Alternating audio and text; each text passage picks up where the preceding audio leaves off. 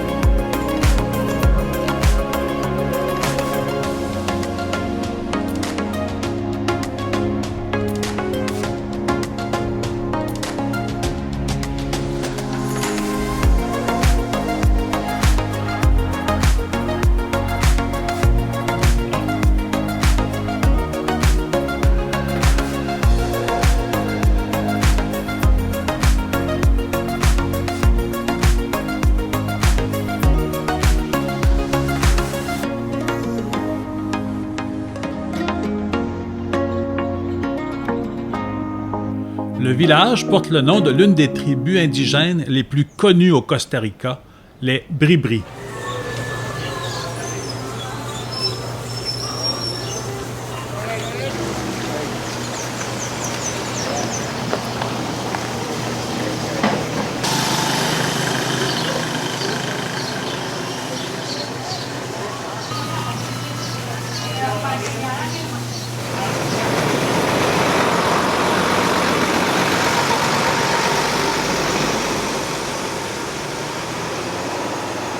Selon le ministère de la Santé du Costa Rica, il y aurait environ 15 000 Bribri qui vivraient dans la zone de service de la seule clinique de santé de Own Creek.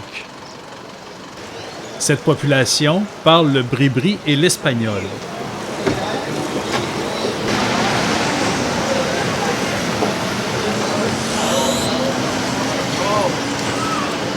Ils vivent majoritairement d'agriculture et d'élevage d'iguanes, entre autres, et de chasse et de pêche.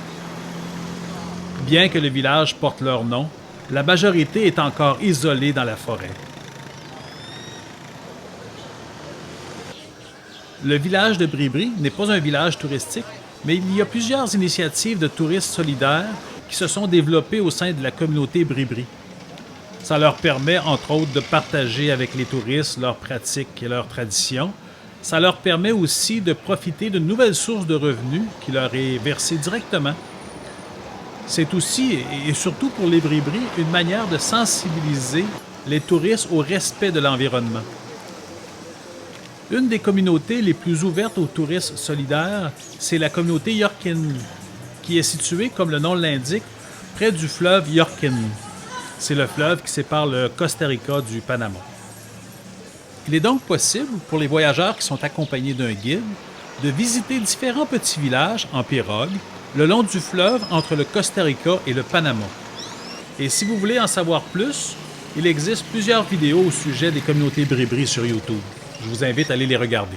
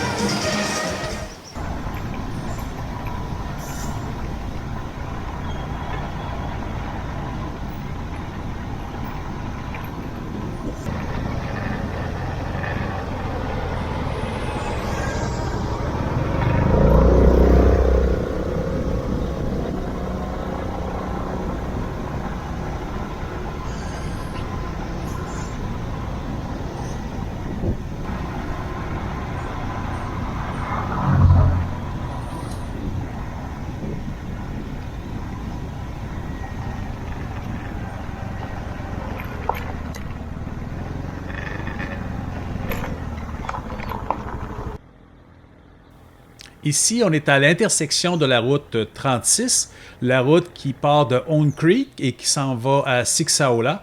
C'est la route officielle pour se rendre au poste frontalier pour traverser du Costa Rica au Panama, dans la partie Caraïbe sud du Costa Rica.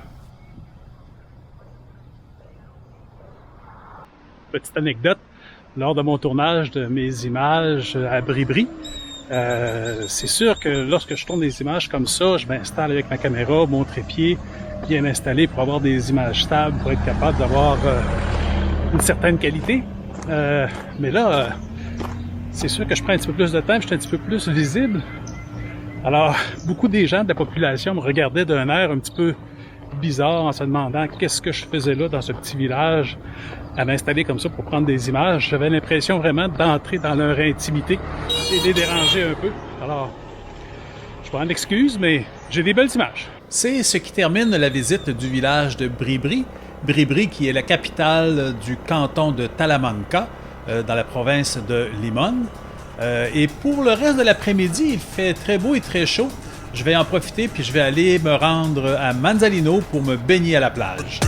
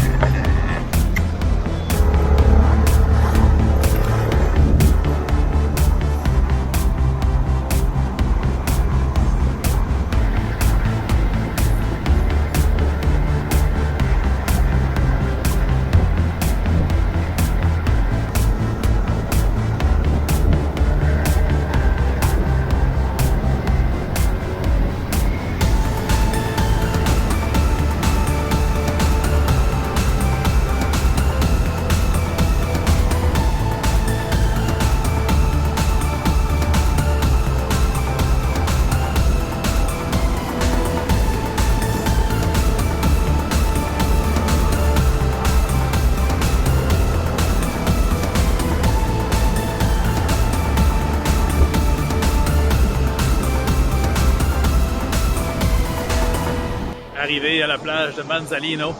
Le temps s'est couvert un peu, mais ça demeure encore très chaud et très humide. Je vais pouvoir en profiter pour aller passer quelques longues minutes dans l'océan.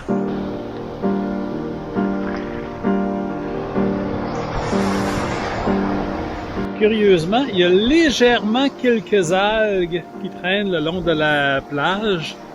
J'avais pas vu ça encore au Costa Rica, surtout ici à Puerto Viejo.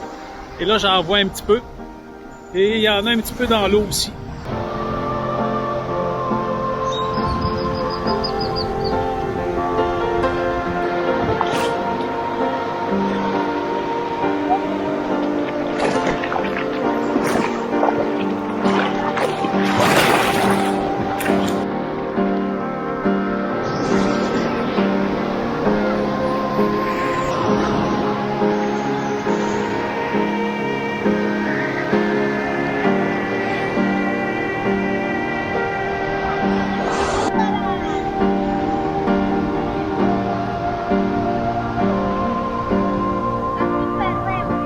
Pas beaucoup de monde sur la plage de Manzanillo. Je vous dirais qu'on est à peu près peut-être une vingtaine.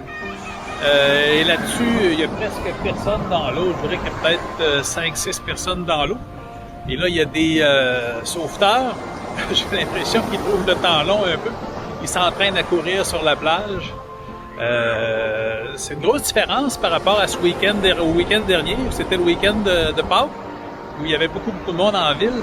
C'est tombé très tranquille depuis les derniers jours. Je vous dirais depuis dimanche même que c'est tombé très tranquille. Il y a presque plus de monde. Ça rend pas la chose désagréable pour autant.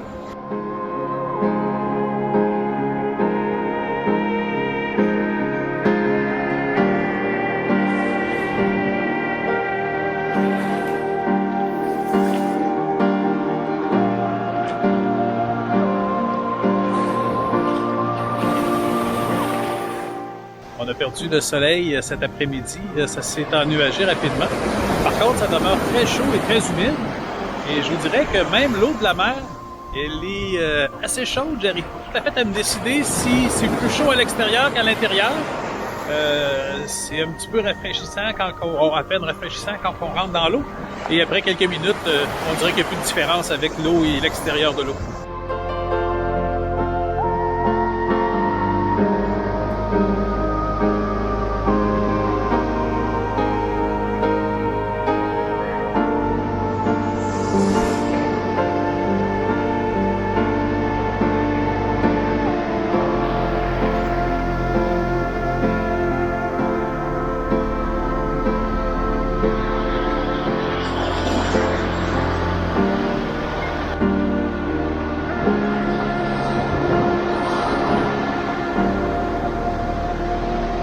Et voilà, c'est ce qui termine cette vidéo. J'espère que vous avez aimé. Si vous avez aimé, cliquez sur j'aime et n'hésitez pas à vous abonner à ma chaîne. Comme ça, vous pourrez suivre la suite de mes événements ici au Costa Rica. Au revoir.